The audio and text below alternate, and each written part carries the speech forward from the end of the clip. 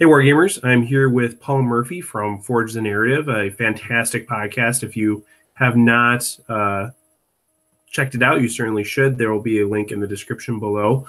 But today we're going to talk about some of the general aspects of podcasting, and specifically how Paul and his co-hosts make such a strong piece of content and how they relate to the 40K community in general throughout that process. So, Paul, thanks for being here.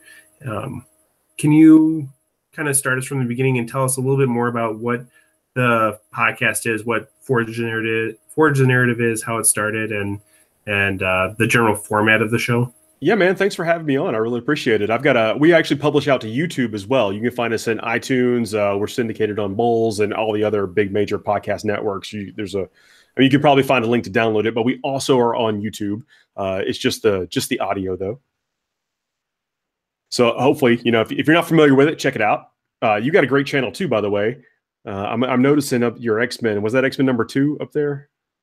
That is, no, I have to check the number, but it's early though. It's an early one. It's got a glare where from I see it, so I apologize. I'm not looking at there. Big fan of that too. As you can see, all areas of nerddom, we kind of jump on with the show a little bit, but it's mostly 40K stuff. And with the podcast, we started out wanting to talk about more of the competitive side of things. We talk about a lot of the units and how to use them. And we talk about hobbying for fun. We actually have a hobby segment on the show too. But most of the content is kind of funneled geared towards competitive play, matched play, as it's referred to now in 8th edition.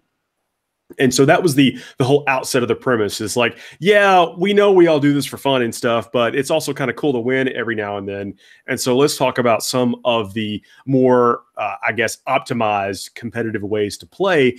And not only just what's good. We don't really just focus on what's good. We talk about how to kind of take what you want and beat what's out there in the world, what you're going to see, local game night or in tournaments.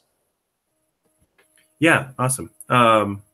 One of the things that I really like about, for one thing, you guys put out a consistently entertaining show.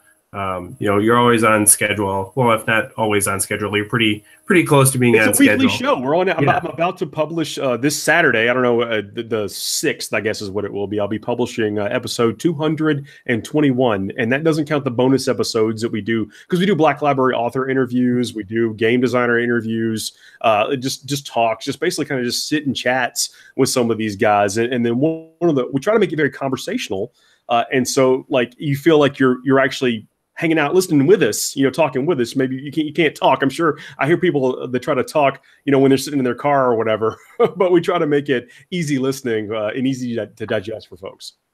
Yeah, absolutely. And that, and then I really liked the author interviews that you're doing with the Black Library folks. My favorite one so far has been with the Blood Angels author, and I don't remember his name, but was it Annandale, David Annandale? Yeah, I think so. And I'm not a big reader. We get a lot of Blood Angel writers, or John French. We gotta go ahead. So not John French, James Swallow. There's a bunch, and check if they are worth checking out, because these guys open up about the process of writing, what it's like to deal with the characters, because that we all love. We have these perceptions about what these characters are, and if there's even one line in the book that doesn't match our exact opinion of it, then there's going to be some nerd backlash. Me included, big old nerd. Yeah, no, there's. Basically, yeah, you have this idea of how these characters are supposed to act, and if they don't tap into that just right, it can basically mess up the whole book. Mass hysteria. Yeah, you got your perception. Yeah, we carry that stuff really close to our chest, and so these authors are so good, and they're doing it in ways that we like. So it's how hard is that in this culture of what's out there right now, this media culture. Yeah, and I'm not a huge reader. I don't really have time to go through all the Black Library books as much as I would like to, and how valuable those those pieces of fluff are. I don't have time to do it. And so listening to your podcast when you do those interviews makes me feel like I'm at least able to, play along or, interact with the Black Library in some extent that I wouldn't be able to do otherwise. Dude, thanks for listening. That's what it's there for. I mean, it's not everyone's going to read all the books, but we try to make it entertaining to where you're getting to know the authors themselves, what makes them tick, the inspirations, even if it's not like 40K stuff that goes into them writing it. And I'm real thankful we get the opportunity to sit down and talk with them.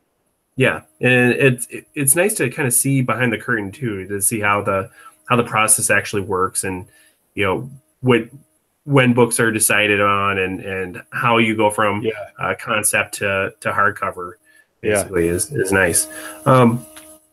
So you guys put out a really consistent podcast that talks about a diverse array of subject matter, of course, primarily focused on 40K, but not exclusively.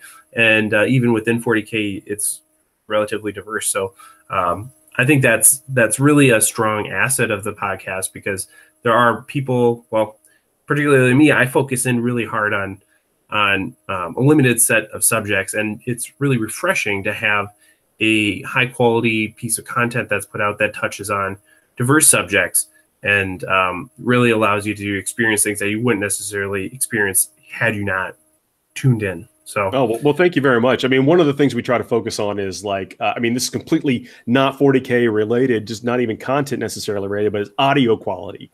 Try to have real consistent, clear audio. And it's a beast. As you know, as a content producer, like wrestling with audio is its own animal. You have to get it good enough. We try to take it one step further than good enough. And so it's easy to listen to and consume on this week. I mean, it's an hour. Every show is about an hour. They've been longer recently. But we try to focus every show to be about an hour, 10 minutes longer. So, and every week. Yeah, I will say there was some heavy bias towards the Blood Angels. That was not a 1 hour show. No, it wasn't. No, it was closer to 2 hours. But huge Blood Angel fan. I don't know if you see that one right there or whatever. But been playing Blood Angels since maybe 92, 93 or so. And then several of the other people on the show are big fans also. So it's hard not to want to talk about them, especially when again, being competitively focused, it was hard to talk about them objectively before. And now with their new codex that are as is all the codexes of 8th, it's playable. You can actually, it's so nice to be able to talk about them act legitimately competitively again. Yeah. So are you planning on bringing Blood Angels to LVO? Is that still the plan? Yeah. I'm doing it. And I'm finding myself like taking choices I never thought I was going to take, like Primaris Marines and stuff like that. I mean, I don't know how it's going to do. I know I feel like it's a strong list, but we'll see how it works out. There's some, as it's coming up soon, so I'm not able to make all the choices maybe that I would make, but a good 95% of them, I think I'm about right there, and I'm happy with it. Nice. Yeah. And the book is young enough that you can do so much work in your head about, I need this many guys and they need to be in this position, and you can run the whole game in your head 1,000 times over, and then you get on the tabletop and it's going to be a different beast. Falls apart. And then which command points stratagems do you use at the right time or whatever? But it's been fun painting red again, and I post all my work in progress shots on Twitter. And you don't mind if I plug Twitter? I'm sorry, I don't mean to plug everything, but at Warmaster_TPM is where I put my work in progress shots. And it's just been, again, real fun painting models that I care so much about, and then post them up. And I really encourage people to post out to social media a lot, because you get encouragement. Like, I've never met anybody that says, stop what you're doing. It's not looking great, man. Quit, or whatever. But they're kind to offer tips and suggestions, or use this product. Have you tried this paint? Or keep going. Let's look good. Can't wait to see more. I mean, you get this kind of a encouragement, a real honest encouragement from the community out there. Yeah, and I think, there are definitely people out there that are not that positive when people are putting stuff out there, and I think that's really a shame, because it's a hobby we're all here because we enjoy doing it. and there's all tearing other different people levels of down. investment. I mean, and I Right. mean like time investment, emotional investment. Everyone's got different things that matter to them, you know, and painting that third edge highlight on something is not what I'm about. I can't even do it. Maybe I want to be able to do it, but I don't know that I would if I could. But I like to get my stuff looking good from about this distance, and that's seems to be good enough for the internet, you know. Yeah. But having that positivity towards the hobby and towards the community as a whole, I think, is really great. And one of the things you guys talk a lot about is avoiding feel bad moments and trying to increase the number of feel good moments.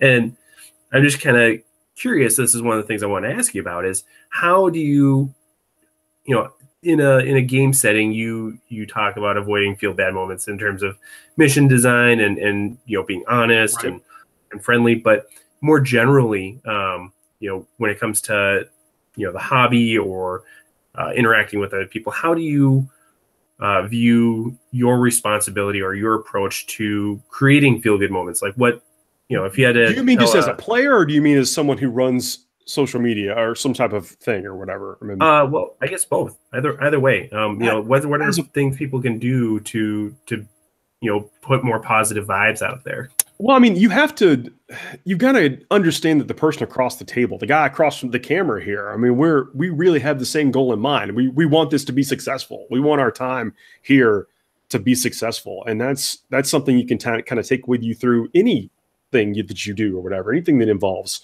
something else. Now, I'm not saying you won't find yourselves in like adversarial positions because, you know, they want to have a good time, but they want to have a better time than you, kind of thing with the win, maybe, you know, but that's even, I think, the kind of more harsher way of looking at it is that we've all come to the table and got there. You know, we've taken different paths to get there, but the drivers that got us there are the exact same. So we have a lot in common, even though we don't necessarily know it yet because we haven't talked about everything, but we don't have to. We can just make that assumption because we're there playing with the same thing. We're playing toy soldiers, you know, rolling dice. We are about to spend, when we're sitting down to play this game together, 3 hours together. Let's make it a good time. You know, let's try to make it as enjoyable as possible. Now, there's going to be things that happen. I'm going to roll all ones and I'm going to be sour, you know, for 10, 15 minutes or so. But, you know, you kind of have to, when possible, I know that I'm talking like some of this is lofty goal type stuff, but when possible, well, we've got to kind of have an unspoken, what we refer to as the social contract between us. And a lot of that is just hinged upon the fact that we're there for the same reason. We're doing the same thing. We have a lot of the same things in common again, and that all should translate into a good experience on the table, no matter who wins or loses. And that's kind of what I come to the table with every single time.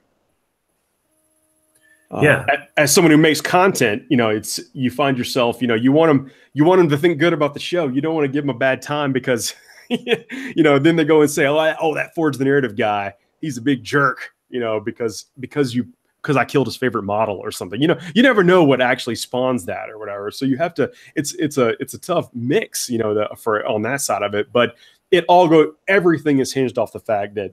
Just understand the guy across the table from you is there for the same reasons you are. Within 99% of the time, there's going to be, you know, bookends to that spectrum, of course. But if you're someone who hasn't gone to a lot of match play events, encountering those people on the fringe, on the far, I'm not talking with my hands off camera or whatever, on both sides of the of the spectrum, there's so few and far between that the 95% of the people right there in the middle are, again, all great and worth going to, hanging out with, having a beer, having a drink, having a Coke after the game. Everybody's interested in that.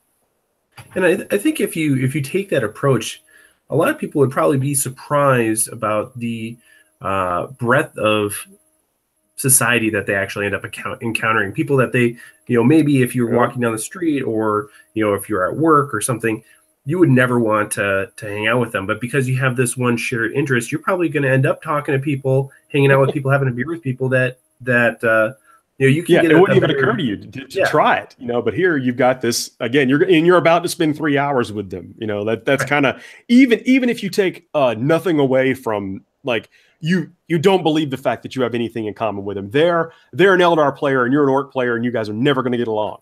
Yeah, right.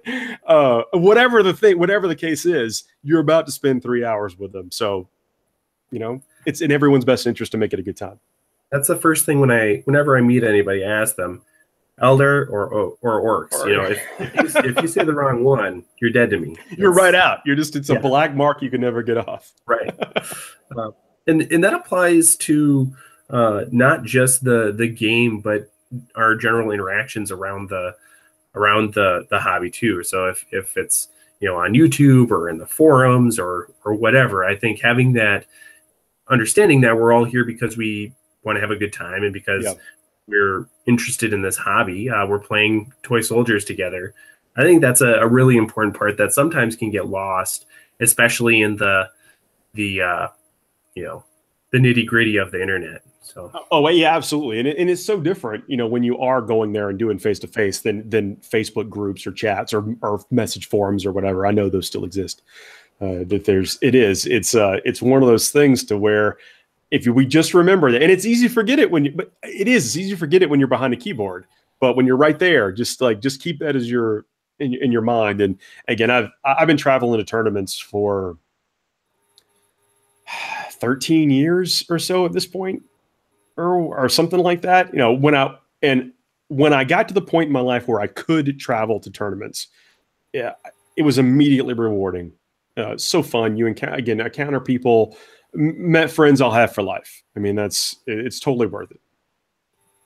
And how many of those tournaments did your shirt stay on? A large percentage of them, I'll say that. Yeah. Okay. Sometimes, Yeah. Look, he wanted to pose down. And then he's the one that suggested that we do it shirtless. But no one seems to remember that. Yeah, no, that's you take your shirt off one time, that's all right. Everyone wants to talk about. That's right. You're not going to be remembered as a bridge builder. That's it. So kind of along the lines of everyone coming to the board with the same set of tools, what do you see that these beta rules that are coming out from GW for major tournaments like Adepticon, like LVO? Yeah, man. Are those going to be adopted? Yeah, are those? No, they will. I know for a fact that some tournaments are put as soon as it's up on the community page, it's immediately in their packet. And I'm not.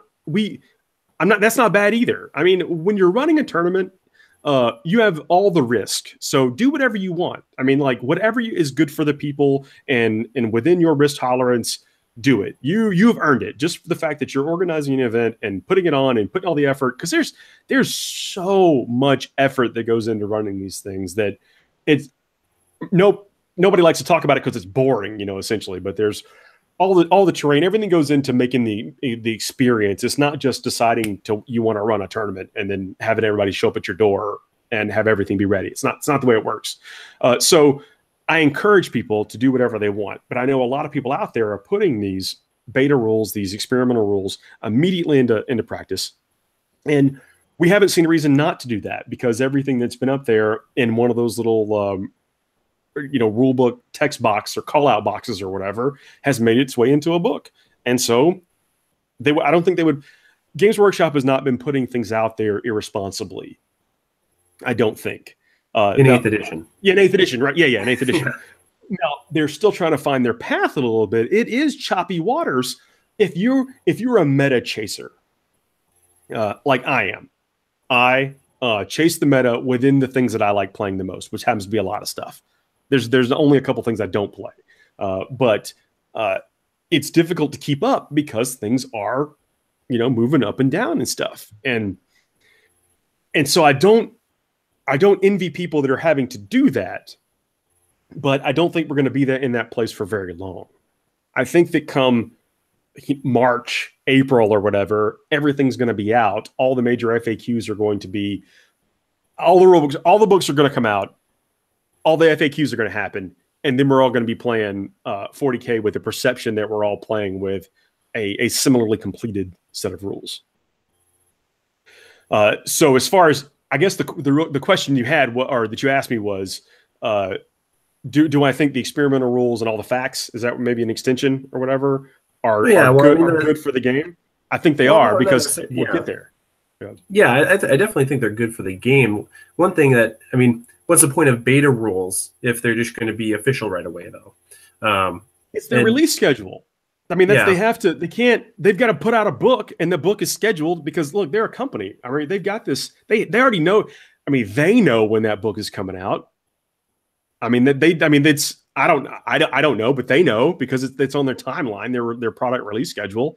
But it's something that they feel is a big enough pain point for us right now in match play, because a lot of this stuff is just based on match play, narrative play, open play. People should feel encouraged to do whatever they want because that is what that format is for, and it is completely and totally supported by Games Workshop. That's my opinion. It's my opinion. I think it's awesome that they are fully supporting those 3 lanes of play. And it shows. Every book that's been released has stuff in there for all of it.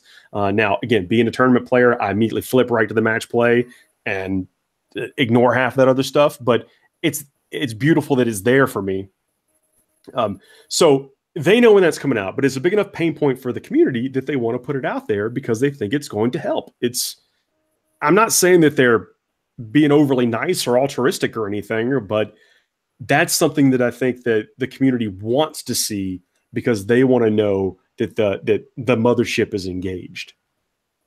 Yeah. No, I totally agree. And then I hope that, we as a community are being consistent and very forthcoming in our interactions with Games Workshop and just saying how nice of a job they're doing with 8th. And you hear it a lot, but I think you probably could hear it a little bit more about just, I'm continually impressed with their approach to the game and to the community since 8th has launched. Yeah, absolutely. And one of the things with these beta rules is, I mean, do you think the beta rules will almost automatically be included in the next chapter approved, verbatim, or do you think what do you think the likelihood of there being alteration? I think that this is going to be a verbatim import, unless there's significant backlash. I mean, but there hasn't been, and I think it's such the rules for Smite, the change for Smite, were such a kind of a no-brainer conclusion once you saw how it was. I mean, there was a disassociation between the points that you paid for this ability. So where, some guy was paying 30 points because it came on a toughness 3 wound guy or 4 wound guy or whatever. And some guy was paying 120 points because it was on a guy with a 3+ armor save, there's just, but you didn't use them for any of that. You were just brain blasting people. So we need to make the brain blast work, and I don't know that you see that until you have, it's like monkeys writing Shakespeare. Right? You get a million of us doing it. We're going to immediately distill it down into its the most corrupt bastard thing it can be. Can I say that? Can I say the B word? Yeah, that's fine. That it can be, and that's what happened. And then without too much time, it's been, I don't want to say fixed, but it's at least been spoken about in a way that lets us know that we're engaged, and in a way that I think that we can reasonably expect will make its way into a book. Yeah. So I guess, what do you think they're going to do when all the codices are done? One of the things that just popped out today, and I'm assuming you saw it, but there's a teaser, and by the time people watch this, we'll know what the teaser was about. But it was, they're watching, they've been waiting, now their time is going to come. And do you have any, guess on what that's going to be? I do, but I can't really talk about anything that kind of stuff. Oh, right. Because Well, I don't want to say I know, but I don't like to speculate too much on things. But I do like the show that's coming out on Saturday is my Demon review of the Codex, and that's going to come out on the day of pre-order. Right. Right. So you guys have that relationship. But I think what your question is, what's speculative about what's coming out or what's after all the codexes. I think we'll see campaign releases. I think that we'll see things like we saw where it was what was like Blood Angels versus Tyranids and Space Wolves versus Tau or whatever that. I think it was Space Wolves and Tau that they came out. One of those campaign stuff, or orcs versus no, it was orcs versus space wolves, and I forget what was Tau, whatever. But anyway, I think we'll see. Yeah, I think this is it was like a million years ago at this point. Right. But I think we'll see stuff like that that advance the game and the timeline. I don't think they're going to be so protective of that 5 minutes to the 41st millennium timeline, or between 42 now and 41 and 42K or whatever. I think they're going to move things forward, and they'll do that through things like campaign releases. And I mean, not that we won't see, I mean, we're going to see new codexes eventually, right? I mean, we all know we're going to see new models in the future, you know, and there'll be ways to do that. And I think it'll be a long time before we see a new codex. Or let me say it. I think it'll be a long time before we see a replacement codex. Right. But I think we'll see additions in the form of these campaign type settings and whatever. I mean, this whole avenue of releasing books that have, you know, a third of it to matched, a third of it to open and narrative play. I mean, there's a ton they could do with that, and I think we'll see it. And you know, in seventh, when I think it was seventh still, when Gene Stealer Cults came out, it kind of seemed like they were going to be transitioning into this period where they're going and re-examining these kind of sub-factions that have been neglected or forgotten about, and then 8th edition came in. And it's like, well, I guess they're not going to do that anymore. I had my hopes up for a Kroot Mercenaries Codex or a Tau Empire. I wouldn't rule that kind of thing out. Right. Yeah. Right. I'm hoping that will come out at some point. But the way that we'll get, you know, because most of the codex releases in the short run here are not associated with models, and so even if you ignore the rules aspect of the game and just want to produce, can I be a fanboy for just 1 second with that? Yeah. When you say not associated with the model, and I know exactly what you mean, and I know you meant nothing by that other than the fact, but I want to point out that these things have just an expansive model range already. Right. And it's going to, and realistically, if they change the rules on something that they've already got, you know, whatever, it's great for the company, which means more releases for us. And we get to play with the toys that we've already got. Like let's say Ball Predators or whatever. I've owned Ball Predators since they came out in 2000, or the 4th edition Bullet Angel release or whatever. And they've been on the shelf forever. And Librarian Dreadnoughts is a very similar way. You know, it's like, well, so when we get this codex and they're actually Ball Predators, I don't know for the competitive choice, but I'm running a Librarian Dreadnought in my LVO list because why not? You know, I think it's going to be great, but that model already existed and it just sat there on the shelf, not being used. And these new codexes, like the Grey Knights, you know, reinvigorate, open up the use for all those new things. And so I'd rather get the codexes out immediately and then in a couple of years get some new models. Yeah, absolutely. And the Librarian Dreadnought, I think, is I love that entry in the new book. But and the Cult Mechanicus too, the Adeptus Mechanicus, that model range is phenomenal. Now I know everyone has it because War Convocation was brutal beastly or whatever, but that was a brand new model range, and so when you got that codex, it breathes life into all this stuff you just got sitting around, and it's cool. I think it's cool when that happens, and I think that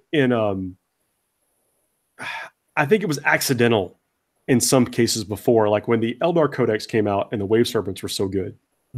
Everyone already had Wave Serpents. I don't think they necessarily intended for that to be the case or whatever. But I think now they're a lot more cognizant of that kind of stuff. And we're not going to see complete economic decisions in how these codexes rules get written anymore, which is nice. Mm-hmm. Yeah. And that's speculation. That's just what I see. That's what I see on the paper. Wait. No, let me write that down. Paul Murphy. Yeah, I'm also a business guy. I don't know. Yeah. But yeah, what was old is new again with a new codex release, and that's fantastic. But and like you said, the kind of the point that I was going with was, you know, they're not releasing new models with these current codices, and that's fine. That's great. I'm not going to complain about getting a new codex ever. Until we need Death Copter models, and then that's going to be a problem. Right. But still, people like getting new models released because new things are cool, right? So, you know, even if they weren't going to be doing new books or new rules, Games Workshop, for the longest time, the mantra was we're a model company, not a games company. They're still going to want to be producing models. And so they have to work some way to get those models out. Yeah. And I think they may even have reimagined that with all these games they're putting out, Shadespire, right. Necromunda. These are great games. And if I get fanboy on the White Dwarf, like the White Dwarf.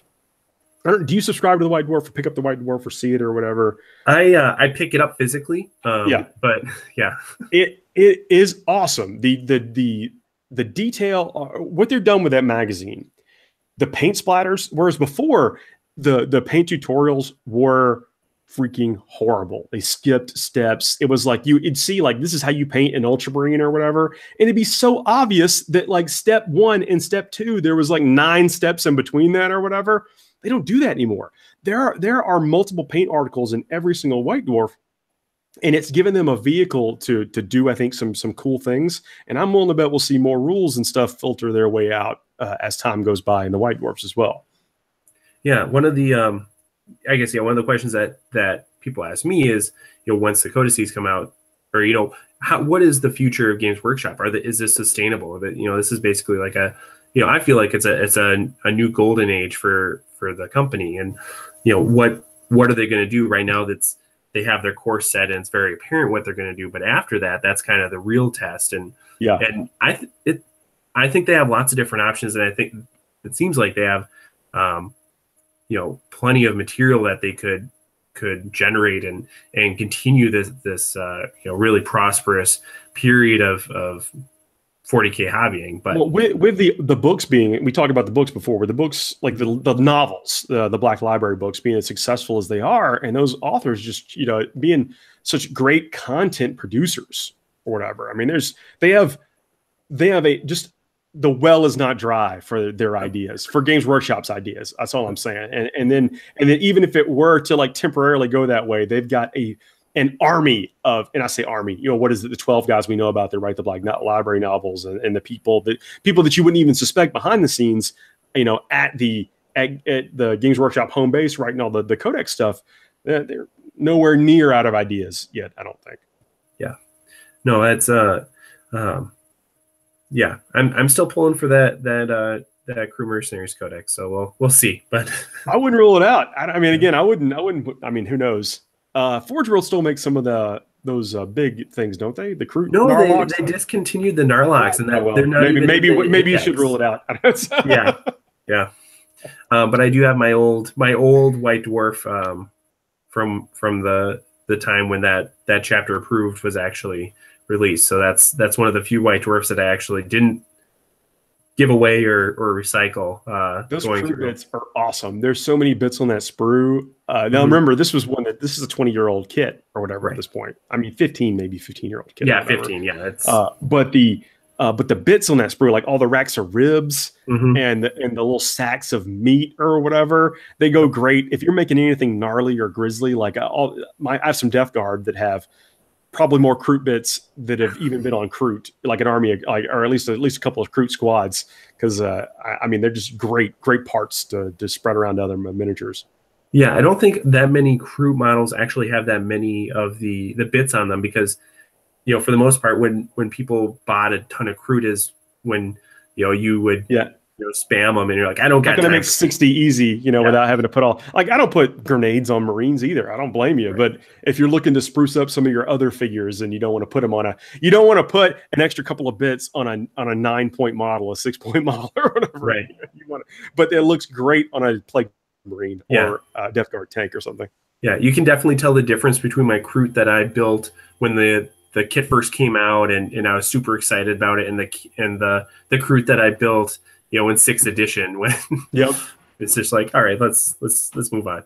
Yeah, absolutely. But I think you're spot on though. Even if we don't see Kroot, that's the kind of stuff that we'll see after we get all the codexes. I mean, there will be a time when they're not just going to start releasing codexes right after, come summer or whatever. I would expect a big summer campaign. We're a betting man. Yeah.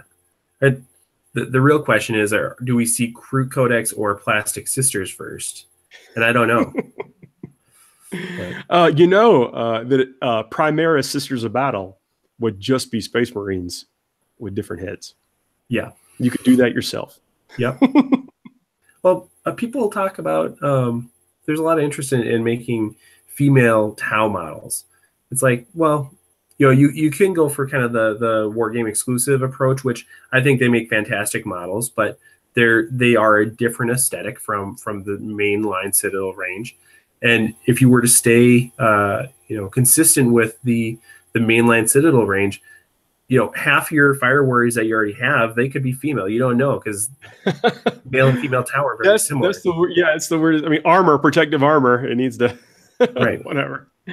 With that kind of stuff, though, I think that it's not. I mean, I think that people want to see diversification, and I don't mean like socially diverse. I mean aesthetically, visually diverse. Right.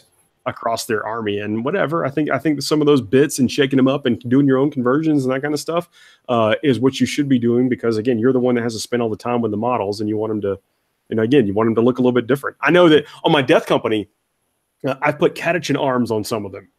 I mean, this was a long time ago when the Catachan arms, before everything scaled up size wise, they were still these big. They look like Marine arms, and I thought, what's better? Death Company, hastily tearing his arm, either putting his armor on or tearing it off, or it wasn't painted black enough for him, so he had to throw it away. I don't know what my reasoning was. There was 100 different reasons, but I just wanted him to look a little bit different, and whatever.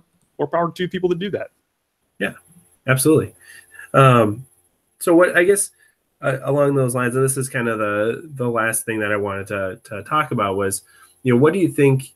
We've talked a lot about the strengths of the community and the strengths of the hobby, but what do you think are some of the bigger challenges that we're going to face moving forward? Oh man, moving forward, it's that's a good question. I had not thought about that before, because with the say for the emphasis on going first being a big determinant in who wins games, it's easy for me to say that and then dismiss it. But it's also, that's the kind of thing that if that perception stays the way that it is, then that's the kind of thing that discourages people from going out and playing the game. Mm-hmm. And it certainly discourages people from traveling to play the game, because it's easy to say, it's good, great, travel, fly across the country, spend that extra $300 to $400 for a plane ticket, and then the extra $400 for a room. It's going to be amazing. You're going to have a great time. It's easy for me to say that. But then once you start realizing that, well, if I don't go first in half my games, then I'm not winning. So what am I doing? Especially if you don't know it, if you haven't done it before, you haven't been doing it for years. And so you don't know that you're going to have a great time with people that you hang out with. You're going to meet people there, and you're going to have a great time. It's easy for me to say that, but before you take that leap, and if that perception stays the same, that's going to be a challenge, I think, to the growth of match play and organized play. Yeah, and we at the beginning we talked about you can create this army and run the game 1,000 times in your mind, and in some ways that's a good thing to do. But if you're thinking about transitioning from just sticking to local tournaments and making that step into going to the national tournaments and spending money on airfare and hotels and everything, running those simulations in your mind and focusing just on that can really be a significant barrier to entry. And having the emphasis on turn one calcifies that barrier. It increases the activation energy for that transition. And I don't know what the solution is. I don't either. I think that the chapter approved is awesome, by the way. Yeah. It is. I think it's a great mechanic. It lit Age of Sigmar on fire with the General's Handbook. I mean, there's that went away into obscurity after they originally released it. That was a misstep. I don't mind. Whatever. I mean, everyone that I know that played it stopped, for the most part, which is not what you want. General's Handbook came in, lit them back on fire, and now there's communities all over the place, big active tournaments playing. So anyway, now we have that in 40K. It's going to be great. But the concepts of rebalancing the game on an annual basis is a bit of a seesaw, you know, and a little bit too much one way or the other, and then it could potentially go crazy. So now no one's going to do that intentionally, right? I mean, that's not even something that's not even on the radar of like, that's not being planned, or but that's a potential challenge. Yeah. And again, I really enjoy, or I really appreciate that they've articulated and specified the FAQ and chapter approved schedule. I mean, that just the assurance of that is so valuable. Yeah. It's confidence. Yeah. That's it. So that's one thing. That's why I'm not really, the stuff I'm talking about right now is challenges. It's so out there. It's so fringe, because I have ultimate confidence in their intent, which is to I mean, they see the growth of tournaments. They playing in tournaments is fun. Playing the game, I've played more games of 8th edition since it came out than I played casually for the length of 7th. Right. And that speaks volumes, and that's what they want. They see, and I'm not alone. I'm not alone in that, you know. And that's what they want, because they make the game, but they're also like gamers just like us. They want to have a game they can really enjoy too. I got the benefit of talking to Robin Cruddas, which is one of the architects of 8th edition, and just hearing, you know, just seeing him. And I got to do this. I got to do the interview face to face when I was over at Warhammer World, and just seeing it, you know, the translation of the sheer joy that he had explaining everything that going into it. I mean, it's just like it's just like us talking about what we do, you know, and it was really refreshing to see. And so that's not going away. So I have ultimate confidence because of all these things that we're seeing, the release schedule, the transparency in what their plans are. Which is what we didn't say it that way, but even when we're talking about, you know, we're talking about the way that they set out a schedule for their FAQs, and when we're going to see chapter approved, the transparency and the fact that they're willing to show us that beta rule and call it something and then make up a name for it, so we can choose to ignore it in our circles. It's not really going to it's not going to disrupt anything that you're doing now unless you choose for it to, you know, essentially. But they're telegraphing that in a very transparent way, and that just, you know, it gives me a lot of confidence in the game, and justifies all my hours that I'm putting into it. I mean, you can't see it, but over there I've been painting all kind of models and stuff. You know, again, we do the show. You know, we sit down and record for 2 or 3 hours a night. You know, and then plus the editing, and then I mean, it's all worth it. Mm-hmm. And part of that is fueled by the fact that I have ultimate confidence in where the game's going. Yeah, and it definitely feels like Games Workshop and the, you know, community really are a community together. It's not like they're in this tower across the pond, you know, dictating things willy-nilly. It really feels like we're all in this together, and I think that's extremely valuable. Yeah, and I think, I mean, of course, they have an obligation to run a successful company, right? You know, but I think that this is a game for us, you know, and we have to have fun doing it, and they are committed to trying to keep it fun for us. Right. Yeah, absolutely. Great. Well, thank you. Is there anything else you want to throw in here before what do you have coming up? What's your next big video going to be about? Oh, that's a great question. So I have a few things coming up. One is that I am wrapping up stuff with getting some custom dice created for the channel. So I have a video on that. But then I'm continuing my Tyranid codex review. So I go through, you know, unit by unit, talk about strengths, weaknesses, how you might want to equip them. So good. They're good right now. Oh, that's my whole desk back here. Yeah, right now. Yeah, so that's the docket. But of course, you know, my first love is Tau. So you know, anytime we get news on that, which, you know, the leaks are, or the rumors are that we're going to get them sooner rather than later. And you know, what's a Tau? I haven't seen a Tau since 7th edition dropped. Right. Yeah, definitely not a Riptide. So no. Yeah. Have fun with 3 Riptides in your 2,000 point army. Yeah. They're just sitting in a box right now. Fair enough. So, sorry for you. Hopefully you get something soon. Yeah, no, I replaced my Riptides with Ivaras, and they're doing okay. Nice. So yeah, like I said, thank you. Everyone that's watching, of course, check out the links in the description below if you haven't already. And as always, happy wargaming. Thank you.